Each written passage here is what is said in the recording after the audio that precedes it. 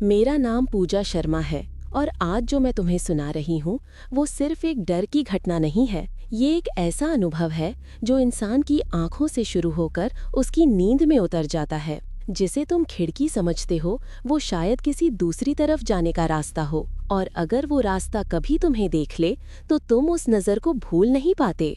गांव का वो पुराना घर जहाँ रातें इतनी चुप होती थीं कि खामोशी भी अपनी आवाज़ें छोड़ जाती थी, वही जगह थी जहां पहली बार ये सब शुरू हुआ। अक्षय उस रात बहुत देर तक सो नहीं पा रहा था। उसकी सांसें टूट रही थीं, जैसे हर सांस के साथ कुछ खिंच रहा हो, कुछ पकड़ रहा हो। उसने मेरे हाथ को पकड़ा और बोला, दीदी, खिड़की के बाहर कोई खड़ा है, वो हिल नहीं रहा, बस देख रहा है। मैंने सोचा वो डरा हुआ है, लेकिन उसके चेहरे पर डर नहीं, यकीन था, और ये यकीन किसी भी भूत से ज्यादा खतरनाक होता है। मैं खिड़की पर गई। बाहर सिर्फ धुंधला अंधेरा था, लेकिन खिड़की के शीशे पर 3 लंबे उंगलियों की नमी थी। ऐसी नमी जो इंसान जैसी नहीं लगती। उसमें एक अजीब सी गंध थी, ठंडी, और जैसे किसी ने बहुत देर तक बाहर खड़े रहकर अपनी सांसें रोकी हों। उस रात की सबसे अजीब बात ये नहीं थी कि निशान थे। अजीब बात ये थी कि वे अंदर की तरफ से नहीं, बाहर की तरफ से बने थे। मतलब कोई खिड़की के बिल्कुल पास खड़ा था। जैसे ही रात और गहरी हुई, कमरे में एक बहुत हल्की आवाज आने लगी। पहले मुझे लगा कि ये लकड़ी की पुरानी दीवारें हैं, पर फिर आवाज बदली और वो दीवार के अंदर से आने लगी। टक टक टक। अक्षय धीमी आवाज में बोला, वो चल रहा है दीदी, दीवार के पीछे। वो खिड़की तक नहीं, कमरे के अंदर आ जाएगा। मैं जितना शांत दिखने की कोशिश कर रही थी, अंदर उतनी ही तेजी से टूट रही थी, क्योंकि आवाज अब नजदीक आ रही थी। दीवार से हटकर फर्श पर, फर्श से सरक कर हमारी पलंग के नीचे, और फिर एक लंबी खामोशी।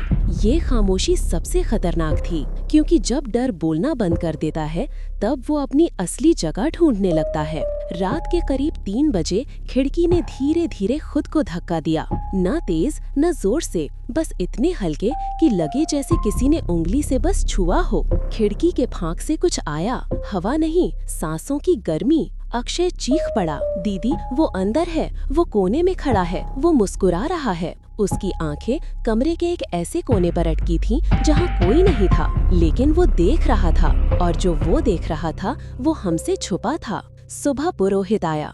उसने कुछ नहीं पूछा, सिर्फ कमरे में चलने लगा। जहां भी वो रुकता, दीवार के उस हिस्से से हल्का सा कंपन आता। उसने कहा, ये घर किसी को देख रहा है, कोई है जो यहाँ से बहुत पहले गया था, पर उसकी नजरें आज भी वही हैं। उसने हमें बताया कि इस घर में कभी एक आदमी था जो दुनिया से बातें करना छोड़ चुका था। वो खिड़की के किनारे बैठकर बस लोगों को देखता रहता।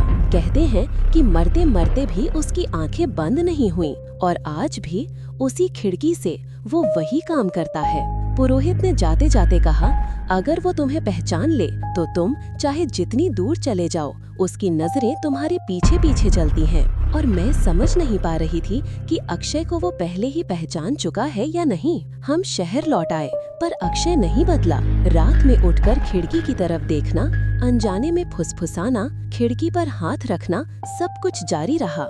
एक रात उसने कहा, दीदी, वो अपनी यादें दिखाता है, वो मुझे उसके देखे हुए लोग दिखाता है जो खिड़की के पार खड़े रहते थे। मैंने पूछा, क्या कहता है वो? अक्षय ने बहुत धीरे कहा, कहता है कि एक दिन मैं उसके जैसी नजर पा जाऊंगा।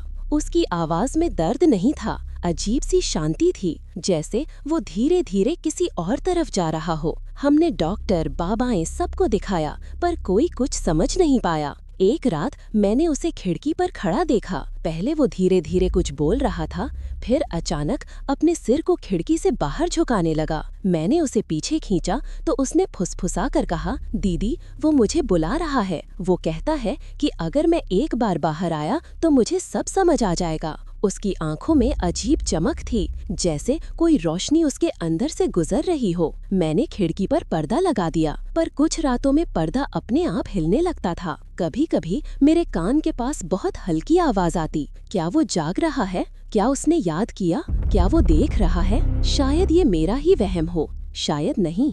एक रात अक्षय उठकर मेरे पास आया और बोला, दीदी, अगर मैं उसकी कहानी न बताऊं तो वो मुझे चैन से नहीं रहने देगा। उसने वो कहानी लिखनी शुरू की जो वो उसे दिखाता था। लिखते लिखते उसके हाथ कांपने लगे। स्याही पन्नों पर नहीं गिर रही थी, उसके हाथों से टपक रही थी। मैंने सारे पन्ने जला दिए, सोचा इससे खत्म हो जाएगा। पर रात को खिड़की के बाहर वही 3 उंगलियों के निशान फिर थे, और इस बार वे पहले से गहरे थे। अक्षय बोला, दीदी, उसे फर्क नहीं पड़ता कि हम क्या जलाते हैं, वो हमारी यादें नहीं जलने देता। और आज इतने साल बाद भी कुछ रातों में अक्षय उठकर पूछ लेता है, दीदी, क्या वो आज भी खिड़की के पार खड़ा है? और मैं उसे झूठ बोलती हूँ, कहती हूँ नहीं, कुछ नहीं है। लेकिन सच ये है कि उन रातों में मेरी खिड़की के पर्दे में हल्की सी हवा नहीं, किसी की सांस का वजन लगता है। और अगर तुम कभी अपनी खिड़की पर 3 लंबे धुंधले निशान देखो तो याद रखना, उसे नाम मत देना, उसे देखना भी मत, क्योंकि जिस दिन तुमने उसे देखा वो भी तुम्हें देख लेगा। रात के बाद के कुछ हफ्तों में ऐसा लगा जैसे हमारी जिंदगी को कोई बहुत धीरे धीरे मोड़ रहा हो। हम शहर में थे, पर शहर का शोर भी उस दबे पांव खामोशी को ढक नहीं पाता था जो अक्षय के कदमों के साथ चली आ रही थी। उसने काम पर जाना चालू रखा, दोस्त बनाए, पर रात होते ही उसके चेहरे पर वही सूखा सा सन्नाटा लौट आता था। कभी कभी मैं उसे हंसते हुए देख लेती और दिल में सोचती कि शायद सब ठीक हो जाएगा, पर रात आते ही वो खिड़की की ओर देखकर बैठ जाता, जैसे किसी अतरंगी मरम्मतकार ने उसकी आंखों में नया पेंच लगा दिया हो। एक रात उसने मुझसे कहा, दीदी, मुझे याद है उस आदमी की एक चीज, उसका कमरा। उसकी आवाज ठंडी और ठहराव वाली थी। वो चाहता है कि मैं उसकी कहानियां दूसरों को सुनाऊं, पर जब मैं सुनाता हूँ जो लोग सुनते हैं वे बदलने लगते हैं, वे छोटी छोटी बातें भूलने लगते हैं, एक कतरा उनकी यादों से गायब हो जाता है। मैंने पूछा, क्यों बताता है तुमको ये सब? वो चुप रहा, फिर बोला, कहता है कि जब मैं उसे सुनाऊंगा वो मुझे दिखाएगा कि उसने क्या देखा। वो चाहता है कि मैं उसे अपनी जुबान दूं। उस वाक्य के साथ मेरे अंदर एक ठंडी सी आग जली। मुझे समझ आ गया कि ये बात अब सिर्फ अक्षय और खिड़की तक सीमित नहीं रही। अगर किसी ने उसकी कहानी सुनी और उसके अंदर कुछ बदल गया तो ये वह किसी धुरी पर खड़ा होकर लोगों की जिंदगी में चढ़ाई करने की कोशिश कर रहा था। एक एक करके, धीरे धीरे मैंने प्रयास किया कि उसे रोको। मैंने उसे पुरानी बातें सुनाई, गांव की याद दिलाई, सब कुछ, पर वो सुनता नहीं था। उसकी आंखें किसी और ओर देख रही थीं। कई रातें ऐसी आईं जब वो मध्य रात में उठकर बाहर चला गया और लौटते समय उसके कपड़ों पर मिट्टी का एक बारीक धब्बा होता था, जैसे वो किसी पुराने रास्ते पर खड़ा होकर आया हो। मैं डर गई थी कि वो कहीं खो ना जाए, पर फिर भी मैंने उसे नहीं रोका। उसे रोकना ऐसा था जैसे किसी नदी को उसके उतरने से रोकना, जरूर होगी कोई कीमत। फिर एक शाम एक अजनबी आया। वो आदमी साफ सुथरा, बूढ़ा, और उसकी आंखों में उन दिनों की थकान थी जो हमने अब तक नहीं देखी थी। उसने कहा कि वो पुरोहित नहीं है, पर उसे पुरानी कहानियां और लोगों की नजरों का काम आता है। उसने हमारे घर में कुछ किताबें रखीं, कुछ छोटे छोटे पत्थर दिए और कहा कि वो कुछ कर सकता है, पर कीमत पूछी। मैंने सोचा कि अब कीमत किसी पैसों की नहीं होगी, और मैंने कहा, बताइए क्या करना होगा। वो मुझसे कई सवाल नहीं कर रहा था, पर उसकी आवाज में एक ऐसी ठंडक थी जिसने मेरे भीतर छुपी हुई कुछ बातें बाहर निकाल दी। वो बोला, आपने उसे देखा है, आपने उसे नाम दिया है, और नाम ने उसे जगह दी है। नाम की सजा ये होती है कि चीज स्थिर होने लगती है। उसे वापस चलने का रास्ता चाहिए, उसे आपकी कहानियां चाहिए। मैंने पूछा, तो आप क्या कर सकते हैं? वो मुस्कुराया। मुस्कान में कोई खुशी नहीं थी, बस स्वीकार। मैं तुम्हें एक रास्ता दे सकता हूँ, उसने कहा, पर रास्ता भी एक तरह की दीवार है। उसे पार करने के लिए तुम्हें कुछ छोड़ना होगा। हमने उस रात लंबी बातें की। उसे शक था कि अगर हम वहाँ की कहानियाँ पूरी तरह मिटा देंगे तो वह कहीं और न जा पाए। पर मैंने पूछा, कौन सी कहानियाँ? हमारी यादें? वो बोला, हाँ, पर यादें जितनी गहरी होंगी, छूटने की कीमत उतनी ही बड़ी होगी। अक्षय ने अगले दिन सुबह उठकर निर्णय किया कि वो एक तरीका अपनाएगा। उसने कहा, मैं सुनूंगा और मैं बदलूंगा, पर मैं ये तय करूंगा कि किसको बताना है और किसको नहीं। उसने अपने शब्दों पर मुझसे ज्यादा भरोसा जताया और वो लगने लगा कि जैसे उसने अपने अंदर किसी तरह की चाबी ढूंढ ली हो। वो रात हमने कुछ पुराने पन्नों को निकाला, अक्षय की बचपन की डायरी के टुकड़े, कुछ खिलौने के फोटो और एक पुरानी टेप रिकॉर्डिंग जिसमें उसकी हंसी कैद थी। हमने सोचा कि अगर हम पुरानी चीजों को सही क्रम में रखें तो वह शायद संतुष्ट होकर पीछे हट जाए। हमने पन्नों को खोला, तस्वीरों को एक के बाद एक देखा और टेप को चलाया, पर बीच में टेप घूमकर कुछ और दिखा गया, जैसे कोई दूसरी आवाज पीछे से आ रही हो, धीरे धीरे और अस्थिर। टेप पर एक बार एक धीमी गुमनाम हंसी आई और फिर किसी ने बच्ची जैसा रोना छेड़ा, पर वो रोना ऐसा था कि किसी का नाम पुकारने जैसा लग रहा था। हमने टेप बंद कर दिया और सोचा कि हमारी यादों का ये खेल जल्दी नहीं रुकेगा। अगले कुछ हफ्तों में अक्षय ने सीखा कि कैसे उसे जवाब देना है। वो रात में उठकर खिड़की के पास बैठता और धीरे धीरे कुछ बोलता, कभी पुरानी कहानियाँ, कभी अपनी ही यादें।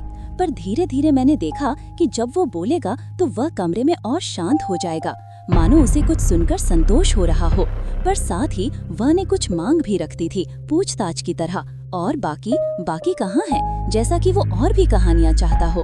और हर बार जब हम उसे छोटा सा हिस्सा देते वो और बड़ा होता गया। ये अनंत की तरह था, जैसे किसी को पानी पिलाने पर वो और प्यासा हो जाए। एक रात जब वो बहुत ज्यादा उतर आया, घड़ी के साथ समय का पैमाना टूट सा गया। मैंने देखा कि कमरे की हवा में चीजें हल्का हल्का हिलने लगी, न गलत आकार में पर अटपटी लहर में। अक्षय खिड़की के पास बैठा था और उसकी उंगलियां कुछ लिख रही थीं। उसने कहा, दीदी, वो चाहता है कि मैं उसके बारे में और बोलूं। वो कहता है कि उसकी आंखें खाली नहीं थीं। उसने देखा था कि लोग कैसे जाते हैं, कैसे मुड़ते हैं, कैसे रोते हैं। उसने कहा कि हर बार जब कोई उसकी ओर देखता है वो उनसे कुछ ले लेता है, एक स्मृति, एक कहानी, एक आवाज। मैंने पूछा, क्या वो दर्द देता है? वो चुप रहा, फिर बोला, हाँ, पर ऐसा दर्द जो सुंदर भी है, जैसे किसी चीज का हिस्सा बनना। उस वाक्य ने मेरे भीतर एक बड़ी उलझन पैदा कर दी। मैं समझ गई कि अक्षय के लिए ये वह सिर्फ डर नहीं था, ये कोई प्रकार की मुक्ति भी दे रहा था। वो चाहता था कि उसकी यादें, जो शायद किसी दर्द से भरी थीं, किसी और के हिस्से बन जाएं, और वह उन्हें ये मौका दे रहा था, पर अपनी शर्तों पर। फिर एक शाम जब पूरा शहर बारिश की बूंदों से धोया जा रहा था और छतों पर पानी की हल्की हल्की सरसराहट थी, हमने महसूस किया कि वह और भी आगे बढ़ गया है। उस रात हमने खिड़की के बाहर कुछ अजीब साए देखे, न सीधे मानव के साए, पर कुछ लंबी सी परछाइयां जो पेड़ों के बीच में घुलती हुई आती थीं। हमारी खिड़की के पार की परछाइयों में किसी ने लिखा हुआ हो, जैसे वे कागज पर बने हों और हवा उन्हें मोड़ रही हो। मैंने देखा कि उन परछाइयों के अंदर धब्बे थे, जैसे किसी के आंखों के निशान, और हर निशान में एक कहानी का अंश तैर रहा था। अगले दिन अखबारों में कुछ खबरें आईं, छोटे मोटे गायब होने की रिपोर्टें, किसी अनहोनी के चक्कर में लोगों की अजीब हरकतें। मैं समझ गई कि ये सिर्फ हमारी कहानी नहीं थी, वह बड़े पैमाने पर काम कर रहा था। उसके निशान अब गांवों तक सीमित नहीं रहे, वो शहरों तक आ गया था, और उसका काम बहुत धीरे धीरे फैल रहा था, बिल्कुल ऐसे कि जैसे कोई वायरस अपनी राह बनाता हो, नामों और यादों के जरिए। मैंने महसूस किया कि समय खतरे की घंटी था। हमने उस बूढ़े अजनबी से फिर मिलने का निश्चय किया। उसने हमारे समक्ष बहुत बुरी तरह की शर्त रखी। अगर हम वह की कहानी दुनिया के सामने रखकर उसे खत्म करना चाहेंगे तो हमें उस कहानी के कुछ बड़े हिस्से खोने होंगे। कुछ यादें, कुछ चेहरे, कुछ बीते हुए लम्हे, वे हमेशा के लिए धुंधले पड़ जाएंगे। उसने कहा, हर बचाने की कोशिश के साथ कुछ हटता है। मुझे लगा कि ये कीमत बहुत ऊंची है, पर अगर हम नहीं करेंगे तो और लोग खो देंगे। इसे रोकना मेरी जिम्मेदारी लगने लगी। अंततः हमने फैसला किया कि शहर के कुछ हिस्सों में जो लोग अजीब व्यवहार कर रहे थे, हम उन तक पहुंचेंगे और उनकी कहानियां सुनेंगे। अगर वह किसी का हिस्सा बन रहा है, हमें उसे समझना होगा कि कैसे वो जुड़ता है। हमने कुछ रातें यात्राओं में बिताईं, घर घर जाकर सुना कि किसे क्या दिखा। कई लोग सुनाकर रोने लगे, कुछ चुप्पी साध गए। कुछ ने बताया कि उनकी माँ रात में अचानक किसी अजनबी की बातें करने लगी है। कुछ ने कहा कि उनके घरों के शीशों पर वही 3 निशान आए हैं। धीरे धीरे एक बड़ा पैटर्न उभरने लगा। हर बार वह वही चीज लेता था, एक छोटी कीमती याद, कोई गीत, कोई खिलौना, कोई बच्चे की हंसी, और जब वो वह चीज ले लेता, उस घर में एक खाली जगह बन जाती थी, ऐसा खालीपन जो शब्दों में नहीं आता। हम लौटे और देखा कि अक्षय बदल चुका है। उसकी आंखों में अब और भी गहराई थी। वो कहता, मैंने उसे देखा, वो उन चीजों को इकट्ठा करता है जिन्हें लोग भूल कर भी अपने पास रखना चाहते थे। वो उनकी यादों को रखता है ताकि वे उसे पुकारें। उसकी आवाज में अब न डर था न तिरस्कार, एक तरह की स्वीकार्यता थी। पर मैं जानती थी कि स्वीकार्यता के पीछे एक खतरनाक सौदा छिपा होता है। जब तुम किसी चीज को अपना बना लेते हो तब वो तुम्हारी आत्मा का हिस्सा बन जाती है। उस रात जब मैं सोने बैठी, मैंने खिड़की के पार हल्की सी हलचल देखी, पर इस बार मुझे डर नहीं लगा। मुझे सिर्फ एक अजीब सी थकान महसूस हुई। मेरे भीतर एक सवाल बार बार उठा, क्या हम उसे खत्म कर सकते हैं बिना किसी की याद खोए? क्या हम उसे ऐसा करवा सकते हैं कि वो वापस न आए? मैं जानती थी कि हर हल करने वाली चाल, हर जवाब एक नई कीमत मांगता है, और फिर भी मैं तैयार हो गई, क्योंकि अब ये सिर्फ हमारा सौदा नहीं रह गया था। ये कई लोगों की कहानियां थीं जो अब खतरे में थीं। मैंने अक्षय से आंखों में देखा और कहा, अगर हम इसे काटेंगे तो हमें ये समझना होगा कि हमने क्या खोया और क्या बचाया। उसने धीरे से सर हिलाया। मैं तैयार हूँ, उसने कहा, पर मैं ये भी मानता हूँ कि इसे खत्म करना इसका अंत नहीं होगा, ये बस एक और शुरुआत है। और उस रात हमने फैसला किया कि हम वह की कहानियों को छांटकर दुनिया के सामने लाएंगे, पर अपनी शर्तों पर। हमने तय किया कि जो यादें सबसे छोटी और अनमोल होती हैं उन्हें हम सुरक्षित रखेंगे, और जो यादें किसी को नुकसान पहुंचा सकती हैं उन्हें हम सामने लाएंगे ताकि लोग समझें। इस तरह हमने एक तरह की सूची बनानी शुरू कर दी, किसकी कौन सी यादें गायब हो चुकी थी, किसके घरों में वही निशान आए थे और किसने किसे देखा। ये काम आसान नहीं था। हर बार जब हम किसी की कहानी लिखते, अक्षय अपने भीतर से कुछ खोता, पर साथ ही कुछ मिलता भी। वह खुद उन कहानियों का हिस्सा बनता जा रहा था। मैं बताती हूँ तुम्हें कि ये सब तब और पेचीदा हुआ जब एक रात वह ने सीधे मुझसे बात की। मैं कानों में सुन सकी, पर शब्द नहीं थे। ये एक एहसास था, एक ठंडी लहर जो मेरे भीतर उतर आई। उसने कहा, तुम्हारे पास कितनी कहानियां हैं? और मैं बोली, वो जो हमने बचाई हैं वे बहुत कम हैं। और फिर वो कुछ कहा, ऐसा कुछ जिसे मैं यहाँ शब्दों में उभारना नहीं चाहती, पर उसका अर्थ यही था कि कहानी वही जीता है जो उसे सुनने को तैयार रहे। उस रात के बाद मैंने देखा कि हमारा रास्ता अब आसान नहीं रहेगा। हमने लोगों को ये बताना शुरू कर दिया कि उनकी कुछ यादें गायब हो सकती हैं और कि ये ठीक है, पर वे तैयार नहीं थे। कुछ लोगों ने हमें गाली दी, कुछ ने हमें पागल कहा, पर जितना हम आगे निकले। उस रात जब मैं सोई तो पहली बार मैंने सपना नहीं देखा, बल्कि कुछ ऐसा देखा जो सपना और जाग दोनों के बीच का हिस्सा था। मैं अपने कमरे में थी, पर कमरे की दीवारें किसी दूसरी जगह तक खुल रही थीं, जैसे घर की दीवारें अपने असली जगह से हट चुकी हों। और खिड़की, वो वहाँ नहीं थी जहाँ हमेशा होती थी। वो बिल्कुल मेरे सामने खड़ी थी, जैसे किसी ने उसे उठाकर मेरे बिस्तर के पैर पर रख दिया हो। खिड़की के उस पार अंधेरा नहीं था, वहाँ कुछ चल रहा था। धीमी लंबी सांसें, जैसे धुएं की पतली पट्टी हवा में तैर रही हो। मैंने महसूस किया कि कोई मुझे देख रहा है। उसका चेहरा नहीं दिखा, बस उसकी नजर, जैसे कोई आंखें जलकर राख हो गई हो और उनकी गर्मी अब भी ठहरी हो। जब मेरी नींद टूटी, मैंने पाया कि मैं खिड़की के पास खड़ी हूँ। पैर ठंडे थे, हाथ कांप रहे थे। मुझे याद नहीं कि मैं वहाँ कैसे पहुँची। मैंने पर्दा गिराया, पर पर्दे की रेशमी परत के पीछे मुझे लगा कि कोई अपनी उंगलियां उस पर फेर रहा था। सुबह मैंने अक्षय को बताया। वो शांत था। वो बोला, ये तब होता है जब वो तुम्हें देखने लगता है। पहले वो नजरों से, फिर सपनों से, फिर तुम्हारी यादों से तुम्हें पकड़ता है। अब वो तुम्हारे पास भी आ रहा है दीदी। उसकी आवाज में भय नहीं था, उसकी आवाज में किसी नतीजे का यकीन था, जैसे उसने तय कर लिया था कि अब कहानी सिर्फ उसकी नहीं, मेरी भी है। मैंने महसूस किया कि ये लड़ाई चाहे कितनी भी खतरनाक हो, अब हम दोनों को मिलकर लड़नी होगी। दिन बीतते गए और हमने शहर के उन लोगों की कहानियां इकट्ठे करना शुरू किया जिन पर वह की छाप थी। कुछ लोग हंसते हंसते अचानक चुप हो जाते, कुछ लोग किसी की आवाज सुनने की बात करते जो आसपास नहीं होती, कुछ के घरों के शीशों पर वही 3 उंगलियों के निशान आते। ये एक बीमारी की तरह फैल रहा था, एक बीमारी जो शरीर नहीं, यादों को खाती है। एक बुजुर्ग औरत ने कहा कि उसकी पोती अचानक एक रात खिड़की पर बैठ गई थी और मुस्कुराने लगी थी। जब उसने पूछा, किससे बात कर रही हो, तो लड़की ने कहा, वो मुझे अपना कमरा दिखा रहा है जिसमें वो हमेशा से रहता है। लेकिन उस बच्चे ने जो कमरा बताया वो इस दुनिया में कहीं था ही नहीं। कोई ऐसी जगह जिस पर दरवाज़ा नहीं था, बस खिड़कियां थीं, और उन खिड़कियों के पार सिर्फ अंधेरा था जिसमें कोई आंखें चमकती थीं। अगले दिन उस लड़की की आंखें खोखली लगने लगीं। वो किसी भी आवाज़ का जवाब नहीं देती थी। उसकी माँ फूट फूट कर रो रही थी। उसने कहा कि उसकी बच्ची बार बार कहती है, वो मुझे सीख रहा है, वो मुझे समझना चाहता है। उस रात मैंने अक्षय से पूछा, क्या हम इसे रोक सकते हैं? वो बोला, हाँ, पर कीमत बड़ी होगी। वो चीज़ जिसे तुम याद कहते हो, वही उसकी भूख है। हमें उसे कुछ ऐसा देना होगा जो उसे पूरा महसूस कराए।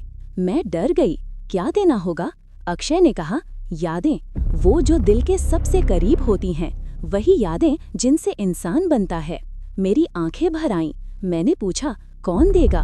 कौन अपनी सबसे कीमती चीज दे सकता है? अक्षय कुछ देर चुप रहा। उसके चेहरे पर एक आंच थी, जैसे कोई फैसला बहुत पहले कर चुका हो। उसने कहा, मैं। उस शब्द में कोई हिचक नहीं थी, कोई डर भी नहीं, जैसे उसने ये फैसला महीनों से अपने भीतर पाल रखा हो।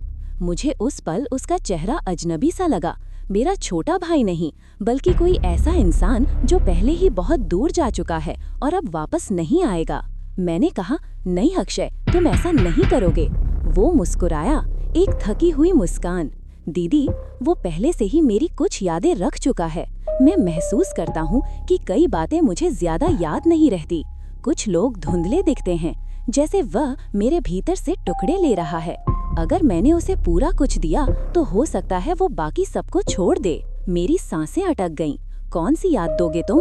वो मेरी ओर देखता रहा, फिर धीरे बोला, जिसने मुझे तुम्हारे साथ बांधा था, मेरा बचपन का सबसे सुंदर हिस्सा। मैं कांप गई। अगर तुम वो याद दे दोगे तो तुम्हें मेरा कौन सा रूप याद रहेगा? क्या तुम मुझे पहचानोगे भी? वो बोला, नहीं, शायद नहीं, पर मैं तुमको हर दिन फिर से जान लूंगा, और ये तुम्हारे होने को खत्म नहीं करेगा, बस मुझे बदल देगा। मेरा दिल उस पल टूटा, जैसे कोई अंदर चाकू से लिख रहा हो कि कुछ रिश्ते यादों पर टिका करते हैं और यादें ही किसी और की भूख बन जाती हैं। अगले 2 दिनों तक हमने तैयारी की। बूढ़ा आदमी फिर आया। उसने कहा कि ये सिर्फ याद देना नहीं, ये सौदा है, एक ऐसा सौदा जो दोनों तरफ से कुछ लेता है। उसने हमें कुछ दीपक दिए, कुछ पुराने मंत्र और एक कपड़ा जिसमें अजीब सा पैटर्न बना था। उसने कहा, जब समय आए खिड़की खोल देना, बाकी काम वो करेगा। इन 2 दिनों में अक्षय और भी शांत हो गया, जैसे उसके भीतर कोई तूफान थम चुका हो। पर उसकी आंखों में एक अजीब चमक थी, जैसे वो किसी रास्ते की ओर बढ़ रहा हो जिसे मैं देख ही नहीं पा रही। फिर वो रात आई। कमरे में केवल एक दीपक था, जिसकी लौ बार बार कांप रही थी, जैसे कोई सांस उसके ऊपर फूंकी जा रही हो। दीवारें धड़क रही थीं, फर्श पर छोटे छोटे कंपन थे, और खिड़की के बाहर वही आवाजें, धीमी, गर्म और इंतजार वाली। अक्षय खिड़की के सामने बैठ गया। उसने आंखें बंद कर लीं और बोला, मैं तैयार हूँ, जो तुम्हें चाहिए ले लो। खिड़की के शीशे पर 3 निशान बने, इतने साफ जैसे किसी ने अभी अभी उंगलियां रखी हों। दीपक की लौ एक ही झटके में लंबी हुई। हवा में किसी चीज का वजन महसूस हुआ। कमरे की गर्मी अचानक बहुत गहरी हो गई। फिर अक्षय ने फुसफुसाया, दीदी, जा रहा हूँ मैं। वो मेरी वो याद मांग रहा है जिसमें मैं तुम्हारे साथ पहली बार हंसा था। वो दिन जब हम दोनों पेड़ के नीचे बैठे थे और बारिश अचानक आ गई थी। वो कहता है कि वो हंसी उसकी हो जाएगी। मैं रो पड़ी। मुझे लगा जैसे किसी ने मेरे भीतर के सबसे नाजुक धागे को पकड़कर खींच दिया हो। फिर अक्षय शांत हो गया। उसकी सांसें बहुत हल्की हो गईं, और अचानक खिड़की के शीशे पर एक चौथा निशान उभर आया। चौथा, जो पहले कभी नहीं था। मैं चीख पड़ी। बूढ़ा आदमी भी डर गया। वो बोला, ये अच्छा संकेत नहीं है। उसने सिर्फ तुम्हारी याद नहीं ली, वो उससे ज्यादा ले रहा है। अक्षय ने आंखें खोलीं। उसकी आंखें बदल चुकी थीं। उनमें गहराई थी, पर उसमें एक खालीपन भी था, जैसे कोई कमरा जिसे कोई छोड़कर चला गया हो। मैंने पूछा, अक्षय, तुम ठीक हो? वो मेरी ओर देखता रहा, पर उसकी आंखों में मुझे पहचान नहीं थी। उसने धीरे से कहा, आप कौन हैं? मेरी दुनिया रुक गई। वो उठा और खिड़की की तरफ देखा, और उसने कहा, वो चला गया है, अब वो किसी और को नहीं बुलाएगा, पर उसने मुझे अपने जैसा थोड़ा बना दिया है। मैं अब चीजों को अलग तरह से देखता हूँ। उसने मेरी तरफ देखा, पर ऐसे जैसे मैं कोई अजनबी हूँ। मैं वहीं टूट गई। पर कहानी यहाँ खत्म नहीं हुई, क्योंकि उसी रात जब मैं सो नहीं पा रही थी, मेरी खिड़की के पर्दे ने धीरे से हिलना शुरू किया और पर्दे के पीछे से उसी सांस की गर्मी आई जो अक्षय के कमरे में आती थी, और मुझे लगा कि वो सौदा पूरा नहीं हुआ है। अक्षय के बदल जाने के बाद घर की हवा जैसे अपनी दिशा भूल गई थी। वो मेरे सामने बैठता, मुझसे बातें करता, लेकिन उसकी आंखों के भीतर जो सन्नाटा था वो किसी भी शब्द को छूने नहीं देता था। वो मुझे देखता था पर पहचानता नहीं था। कभी कभी लगता कि वो कोशिश कर रहा है, पर उसके भीतर कहीं कोई बंद दरवाजा था जिसे खोलने की चाबी अब उसके पास नहीं थी। मैंने सोचा था कि शायद समय के साथ सब ठीक हो जाएगा, कि वो मुझे याद कर लेगा, पर समय ने भी जैसे हार मान ली थी। दिन गुजरते गए और उसके चेहरे का भाव बिल्कुल सपाट होता गया। वो खिड़की के पास जाकर बैठ जाता, पर अब वहाँ डर नहीं होता था। उसने कहा था कि वो जा चुका है, पर उसकी आवाज में एक अजीब सी धुंध होती थी, जैसे कोई बात उसने खुद से छुपाई हो। फिर वो रात आई जब मैं पहली बार समझी कि कहानी खत्म नहीं हुई थी। मैं अपने कमरे में थी, खिड़की पर पर्दा था, बाहर की सड़क पर हल्की रोशनी थी। मैं सोने ही वाली थी कि अचानक कमरे में हवा का दबाव बदल गया, जैसे कोई अंदर आया हो। खिड़की की हल्की सी सरसराहट हुई जबकि हवा बिल्कुल बंद थी। मेरा दिल धड़कने लगा और फिर पर्दा अपने आप थोड़ा सा हिला, ऐसे जैसे किसी ने उंगलियों से उसे छुआ हो। मैंने गहरी सांस ली और कहा, अगर तू आया है तो बता क्या चाहता है। कोई आवाज नहीं आई, पर कमरे के तापमान में बदलाव आया। हवा भारी हो गई, सांसें भारी हो गईं, और फिर मेरे कान के बहुत पास एक फुसफुसाहट सुनाई दी। आवाज नहीं, बस एक एहसास, तुम्हें भी। मेरी रीढ़ ठंडी पड़ गई। मैंने सोचा कि शायद ये मेरा वहम है, पर जब मैंने खिड़की की ओर देखा तो वही 3 उंगलियों के निशान थे, और इस बार एक चौथा भी था, वही जो अक्षय के कमरे में बना था। वही चौथा निशान जिसे देखकर बूढ़ा आदमी घबरा गया था। मैं समझ गई कि वो आया नहीं, वो रुका ही हुआ था। उसने अक्षय की याद ले ली थी, पर सौदा आधा था, उसे पूरा करना बाकी था, और शायद अब वो मुझसे चाहता था। अगली सुबह मैं बोझिल आंखों के साथ बाहर आई। अक्षय पहले से उठकर खिड़की की तरफ देख रहा था। मैंने कहा, कल रात वो मेरे कमरे में था। उसने बिना मेरी तरफ देखे कहा, मुझे पता है। कैसे? मैंने पूछा। वो बोला, क्योंकि अब वो तुम्हें भी देख रहा है। वो तब तक नहीं जाता जब तक वो दोनों को न ले ले, जिन दोनों ने उसे बुलाया था। उसने मेरी यादें लीं और अब वो तुम्हारी बारी देख रहा है। मैं कांप गई। मैंने उसे कभी नहीं बुलाया। अक्षय धीरे धीरे मेरी ओर मुड़ा। उसकी आंखों में एक अजीब सा खालीपन था, जैसे वो किसी गहरी चीज को देख रहा हो। तुमने उसे नाम दिया था, उसने कहा। उसी दिन तुमने उसे घर में जगह दी थी। मेरी सांसें रुक गईं। मुझे याद आया, पहली रात जब मैंने उसे समझाना चाहा था, मैंने कहा, वो कौन है? उसी पल मैंने उसे वो कहकर पहचान दी थी। नाम, पहचान, यही उसकी ताकत थी। उस शाम मैंने बूढ़े आदमी को फोन किया। उसने आते ही मेरा चेहरा देखा और बोला, चौथा निशान तुम्हारे कमरे में आ चुका है ना? मैंने सिर हिलाया। वो थक कर बैठ गया। ये मुश्किल है, इसका मतलब है कि सौदा अधूरा है। वो दोनों आत्माओं को जोड़कर ही वापस जा सकता है। एक की याद ले ली, अब दूसरी चाहिए। मैंने पूछा, अगर मैं अपनी याद दे दूं तो क्या वो चला जाएगा? बूढ़ा आदमी कुछ देर चुप रहा, फिर बोला, नहीं, वो यादें लेता नहीं है, वो उन्हें अपने भीतर जीता है। अगर तुमने दी तो तुम खाली हो जाओगी, तुम्हारी पहचान टूट जाएगी, और वो अभी और चाहता है। मैं डर गई, क्या करना होगा? वो बोला, तुम्हें उसे वही देना होगा जिससे वो डरता है। यादों से बना है, यादें ही उसकी शक्ति हैं। तुम उसे कुछ ऐसा दो जो उसके लिए जहर जैसा हो, कुछ ऐसा जिसे वो सह न सके। मैंने पूछा, वो क्या है? उसने जवाब दिया, सच, जो तुम जानती हो, जो तुमने देखा है, जो तुमने महसूस किया है। उसे सच पसंद नहीं। वो यादें लेता है क्योंकि यादें अधूरी होती हैं, लेकिन सच उससे लड़ता है। मैं कुछ समझी कुछ नहीं, पर वो बोला, तुम्हें उसका सामना करना पड़ेगा। खिड़की खोलनी होगी और उससे कहना होगा कि तुम उसे कुछ नहीं दोगी, ना याद न डर। तुम उसे उसका नाम वापस करोगी। नाम लौटाओगी तो वो बंध जाएगा। मैंने पूछा, उसका नाम क्या है? वो मुस्कुराया, जो तुमने दिया था, वो नाम वही है और नाम वापसी भी वही है। रात आई, मैं कमरे में अकेली थी। खिड़की के बाहर सन्नाटा था। अक्षय दूसरे कमरे में था, खामोश, खोया हुआ। दीपक मैंने हटा दिया था। आज मुझे अंधेरे में उसका सामना करना था। मैं खिड़की के सामने खड़ी हुई, धीरे धीरे पर्दा हटाया।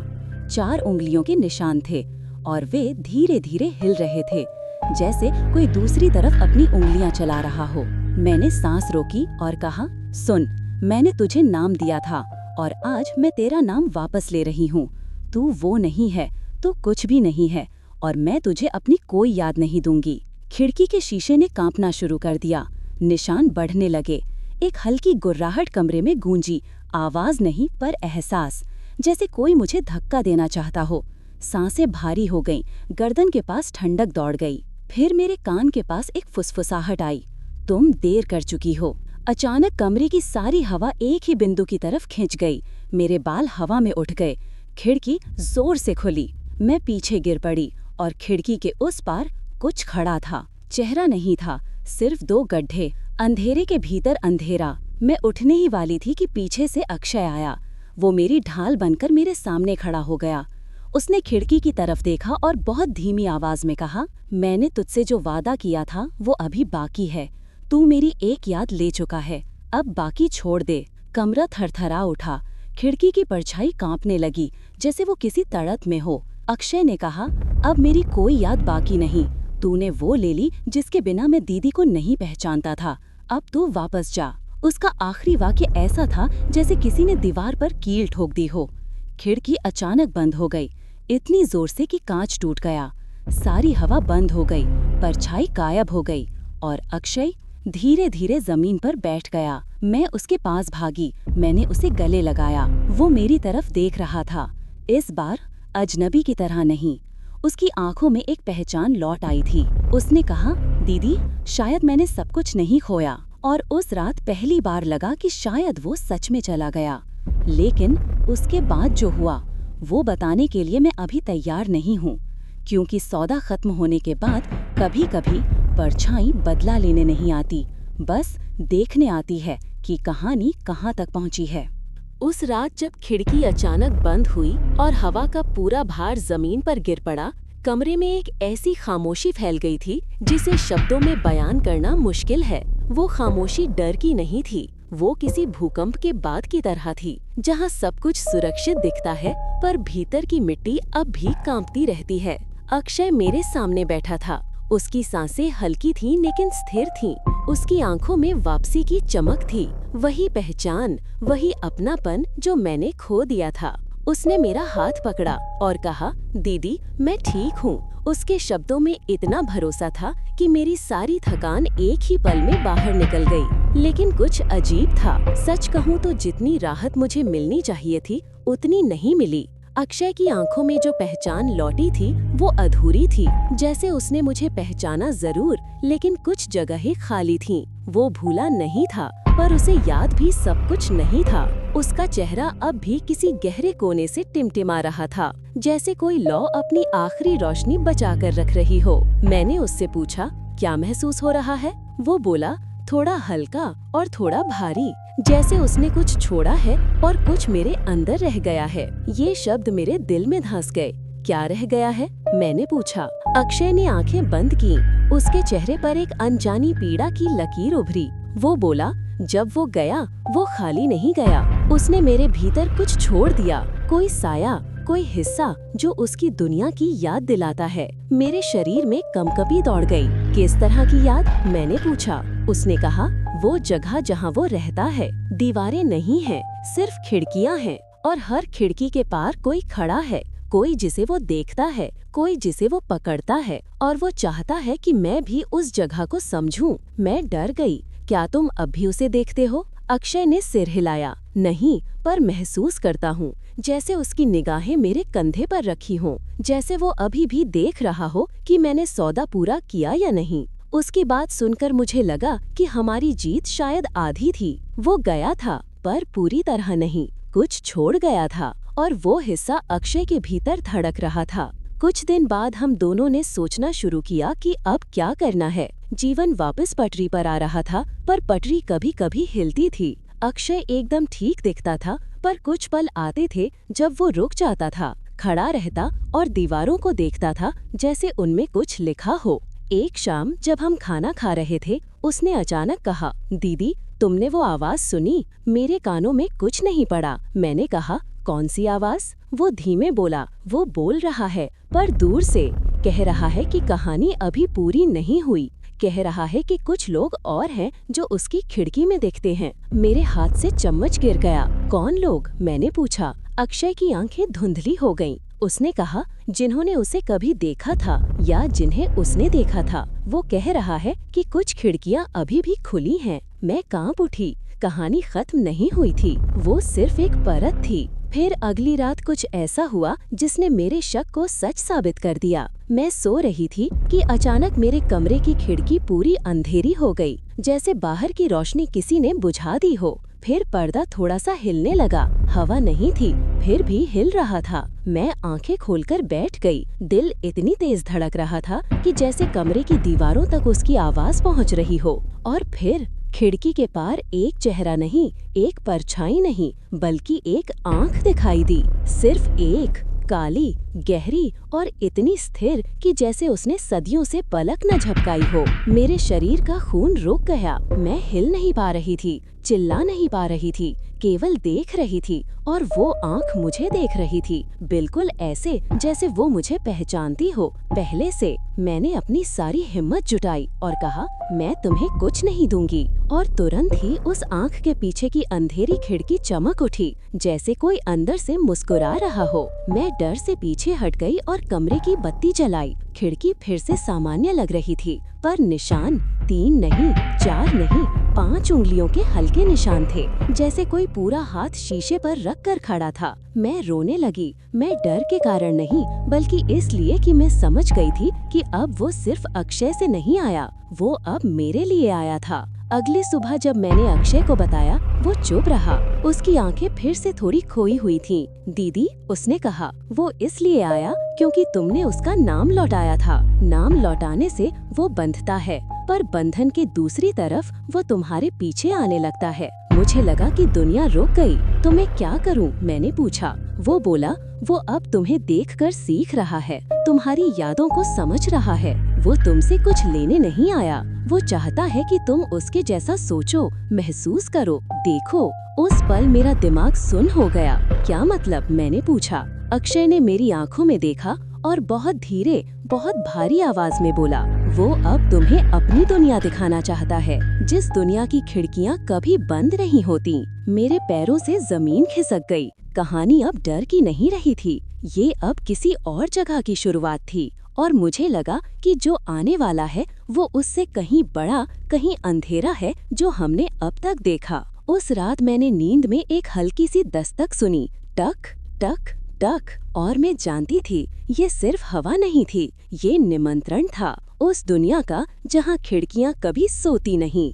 उस रात की दस्तक सिर्फ आवाज नहीं थी, वो एक बुलावा था, एक ऐसा बुलावा जिसका इंतजार शायद वो बहुत दिनों से कर रहा था। और अब जब अक्षय उसकी पकड़ से थोड़ा छूट गया था, उसने अपनी निगाहें मेरी तरफ मोड़ दी थीं। मैं बिस्तर से उठी, पर इस बार मेरे पैरों में डर नहीं, बल्कि एक अजीब सी खिंचाव था, जैसे मेरे भीतर कोई रास्ता खुल रहा हो और मैं चाहकर भी उससे दूर न जा सकूं। कमरा अंधेरे से भरा था, पर अंधेरा आज जीवित लग रहा था। फिर वही दस्तक, टक टक टक, इस बार पहले से जोरदार, जैसे धैर्य खत्म हो रहा हो।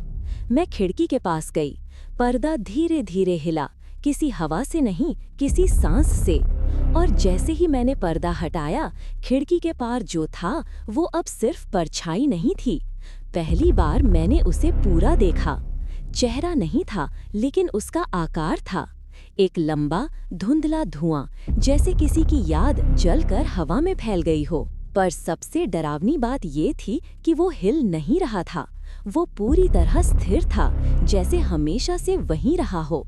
और उसकी जगह बिल्कुल वही थी, जैसे वो मेरी खिड़की की चौखट को अपनी पहचान की जगह मान चुका हो। मैं धीरे से बोली, तू क्या चाहता है? अचानक वो आकृति कांपी, जैसे उसे मेरी आवाज की लकीर छू गई हो। मेरे कानों में एक फुसफुसाहट आई, इस बार साफ, इतना साफ कि मेरे भीतर की सारी सांसें एक पल के लिए दौड़ना भूल गईं। जो तुमने देखा है, अब तुम उसे पूरा देखोगी। मेरी रीढ़ में एक बर्फीली धार उतर गई। मैंने पूछने की हिम्मत की, क्यों मैं? उसने जवाब नहीं दिया, पर खिड़की का पूरा शीशा एकाएक सांस छोड़ता हुआ सा धुंधला हो गया। धुंध की परत पर धीरे धीरे 5 उंगलियों का हाथ उभरा और उसके अंदर शब्द आकार लेने लगे, मानो कोई अदृश्य उंगली वहां लिख रही हो। क्योंकि तुमने मुझे देखा था और अब तुम मुझे याद रखोगी। मैं पीछे हट गई। दिल इतनी तेजी से धड़क रहा था कि कलेजा टूटने को था। मैं कमरे से बाहर भागी और अक्षय के दरवाजे पर दस्तक दी। वो तुरंत उठ बैठा, जैसे वो इंतजार कर रहा हो। तुमने देखा ना? उसने पूछा। मैंने कांपते हुए कहा, हाँ, उसने मुझसे बात की। उसने कहा कि मैं उसे याद रखूंगी। अक्षय चुप हो गया। उसकी आंखें एकदम गहरी हो गईं। फिर वो बोला, दीदी, याद रखना उसका असली खेल है। जिसे वो यादों में पकड़ लेता है, उसे छोड़ता नहीं। यादें उसकी जमीन है और उसने तुम्हारे भीतर अब पहला बीज बो दिया है। मैंने कहा, अब क्या होगा? वो बोला, अब तुम्हारी कुछ यादें बदलने लगेंगी। कुछ चीजें धुंधली होंगी, कुछ सपने गहरे होंगे और कुछ रातों में वो तुम्हें अपनी दुनिया दिखाएगा। मैं हिल गई। मैं उसकी दुनिया क्यों देखूंगी? अक्षय धीरे से पास आया और बोला, क्योंकि वो अकेला है और जो चीज अकेली होती है वो दूसरों की यादों में घर बनाती है। उस रात मेरे भीतर डर से ज्यादा एक अजीब सी करुणा भर गई। क्या वो चीज सच में किसी को नुकसान पहुंचाना चाहती थी, या वो सिर्फ किसी की याद बनकर रहना चाहती थी, किसी की आंखों के पीछे बसे रहना चाहती थी? पर इससे फर्क नहीं पड़ता था, क्योंकि अब वो मेरे भीतर भी प्रवेश कर चुका था। उस रात मैं सोई नहीं, बस लेटी रही, और तभी मेरी आंखों के सामने वो कमरे का सारा अंधेरा हिलने लगा, जैसे दीवारें हट रही हों, जैसे कमरे की छत किसी दूसरी दिशा में मुड़ रही हो। और फिर मैंने देखा, मेरे सामने एक खिड़की थी, पर वो मेरी खिड़की नहीं थी, वो किसी और दुनिया की खिड़की थी। खिड़की के पार एक लंबा गलियारा था, अंतहीन, ठंडा, धुएं से भरा। उस गलियारे के दोनों ओर अनगिनत खिड़कियां थीं। हर खिड़की के पार कोई खड़ा था, कुछ इंसान, कुछ परछाइयां, कुछ सिर्फ आंखें। और बीच में वो मेरी ओर मुड़ा। न चेहरा था, न शरीर साफ, लेकिन उसकी आंखें, वे 2 काले सुराख नहीं थीं। इस बार मैं उनमें रोशनी देख सकती थी, एक मध्यम टूटती हुई रोशनी। जैसे वो इंसान रहा हो कभी, जैसे वो यादें नहीं, अपनापन खोज रहा हो, जैसे वो सिर्फ किसी का हिस्सा बनना चाहता हो और न पूरा बन पा रहा हो, न टूट पा रहा हो। मैंने कांपते हुए पूछा, तुम कौन हो? वो धीरे से मेरी तरफ बढ़ा और जैसे वो पास आया, मेरे कानों में एक आवाज गूंजी, मैं वही हूँ जिसे लोग भूल गए। उस पल मुझे पहली बार लगा कि वो राक्षस नहीं था, वो एक कहानी था, एक ऐसी कहानी जिसे आधा सुना गया, आधा समझा गया और फिर छोड़ दिया गया। वो उसी आधेपन में भटक रहा था। उसने हाथ बढ़ाया और उसी पल मुझे लगा कि अगर मैंने उसका हाथ पकड़ लिया तो मैं वापस नहीं आऊंगी। मैं चीख पड़ी, कमरा अचानक हिल गया, अंधेरा टूटा, दुनिया वापस अपनी जगह आई और मैं अपने बिस्तर पर पसीने में भीगी हुई बैठी थी। अक्षय कमरे में आया, उसने मेरा चेहरा देखा और बोला, तुमने उसकी दुनिया देख ली? मैंने सिर हिलाया, हाँ, और अब मुझे नहीं पता कि वो क्या चाहता है। अक्षय ने गहरी सांस ली। वो चाहता है कि तुम उसकी कहानी पूरी करो। तुमने उसे देखा है, अब तुम उसे शब्द दोगी, तभी वो मुक्त होगा। मेरी आंखें फैल गईं, मतलब मैं उसकी आवाज बन जाऊं? अक्षय ने नजरें झुका लीं। शायद हाँ। मेरे भीतर एक गहरी समझ उतर गई। वो यादें नहीं चाहता था, वो किसी को डराना नहीं चाहता था, वो चाहता था कि कोई उसे सुने और पूरा सुने। और अब मैं वो व्यक्ति बन चुकी थी। सवाल केवल इतना था, क्या मैं उसकी कहानी लिखकर उसे मुक्त करूं या उसके जाल में और गहराई तक उतर जाऊं? और उस रात मेरी खिड़की के पास फिर 5 उंगलियों का निशान दिखाई दिया, लेकिन इस बार नीचे एक वाक्य लिखा था, तुम शुरू करो, मैं अंत बताऊंगा। उस रात जब खिड़की पर 5 उंगलियों के नीचे वो वाक्य उभरा, तुम शुरू करो, मैं अंत बताऊंगा, तभी मुझे पता चल गया था कि अब ये खेल नहीं है, ये आखिरी बातचीत थी, आखिरी रात, आखिरी सामना। अगले पूरे दिन मैं बेचैन रही। अक्षय भी शांत था, पर उसकी आंखों में वो हल्का सा धुंधलापन फिर लौट आया था, जैसे कोई छाया फिर से उसके कंधे पर बैठ गई हो। शाम होते होते घर का हर कोना भरा हुआ लगने लगा, ना हवा से, ना धूल से, किसी मौजूदगी से जिसे मैं नाम नहीं दे पा रही थी। मैंने सोचा, अगर कहानी मुझे ही पूरी करनी है तो आज ही करनी होगी, और उससे पहले मुझे समझना होगा कि उसका असली अंत क्या है। रात गहरा चुकी थी, कमरा ठंडा था। मैं खिड़की के सामने जाकर खड़ी हुई। 5 उंगलियों के निशान अब भी थे, अब और भी साफ। मैंने धीमे से कहा, मैं सुनने आई हूँ, बता तुम्हारा अंत क्या था। कुछ पल खामोशी रही, फिर कांच हल्का सा कांपा और मेरे सामने अंधेरे में धुएं की वो आकृति उभरने लगी। पर इस बार वो डरावना नहीं लग रहा था, वो थका हुआ था, बहुत थका हुआ। उसके भीतर से एक आवाज आई, टूटी हुई, मानो किसी ने वर्षों से गले से शब्द निकाले ही ना हो। मेरा अंत किसी ने लिखा ही नहीं था। मैंने पूछा, क्यों? वो बोला, क्योंकि मैं कहानी का वो हिस्सा था जिसे सबने छोड़ दिया था। लोगों ने मुझे देखा पर समझा नहीं, और जब मैं गुम हो गया किसी ने पूछा भी नहीं कि मैं गया कहाँ। उसकी आवाज टूटने लगी, जैसे कोई कांच के ऊपर धीरे धीरे चलते हुए पांवों की चरमराहट। मैं बस चाहता था कि कोई मेरी पूरी कहानी सुने, किसी एक की नहीं, उन सब की जिनकी यादें मैं पकड़े रहा। मैं डराने नहीं आया था, मैं सिर्फ अपनी कहानी दिखाने आया था। मैंने कांपती आवाज में कहा, फिर तुम यादें क्यों लेते थे? वो चुप रहा, लंबी चुप्पी।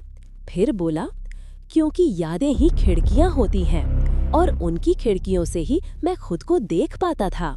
जो याद मुझे मिलती थी वो कुछ पलों के लिए मुझे जीवन देती थी, और जब याद खत्म हो जाती मैं फिर अकेला हो जाता।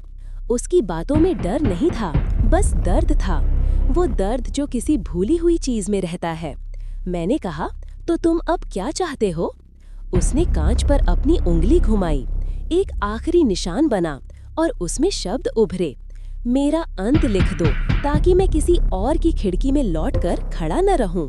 मैंने सांस रोकी, अगर मैं तेरी कहानी का अंत लिख दूं, क्या तुम चले जाओगे? वो बोला, हाँ, इस बार हमेशा के लिए। मैंने कलम उठाई, कागज मेरे सामने था, और मैंने लिखना शुरू किया। उसकी कहानी, उसके अकेलेपन की कहानी, उसके खो जाने की कहानी, और कैसे वो सिर्फ अपनी आखिरी पंक्ति की तलाश में सदियों तक भटकता रहा। जैसे जैसे मैं लिखती गई, खिड़की का शीशा साफ होने लगा।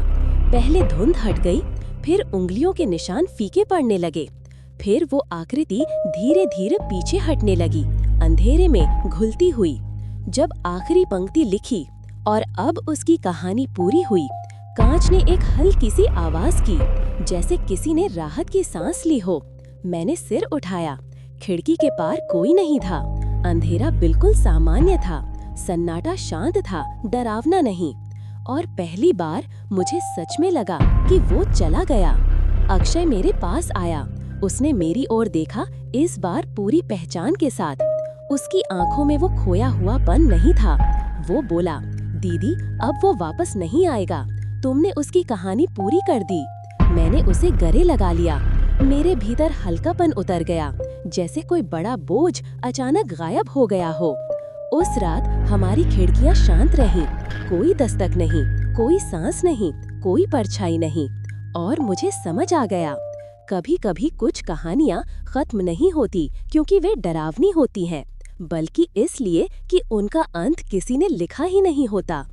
उसका अंत मैंने लिखा, और उसी पल उसकी दुनिया की सारी खिड़कियां बंद हो गईं। मैं सोने जा रही थी कि आखिरी बार खिड़की के पास एक बहुत हल्की हवा चली, जैसे कोई धन्यवाद कह रहा हो। मुस्कुराहट आई, डर नहीं, और मैंने खिड़की बंद कर दी, हमेशा के लिए। कहानी अच्छी लगी हो तो वीडियो को लाइक जरूर करें। कहानी कैसी लगी कमेंट में ज़रूर बताएं। ऐसी कहानियाँ और सुनने के लिए ख्वाबों की डायरी चैनल को सब्सक्राइब करें। मैं मिलती हूँ अगली कहानी में।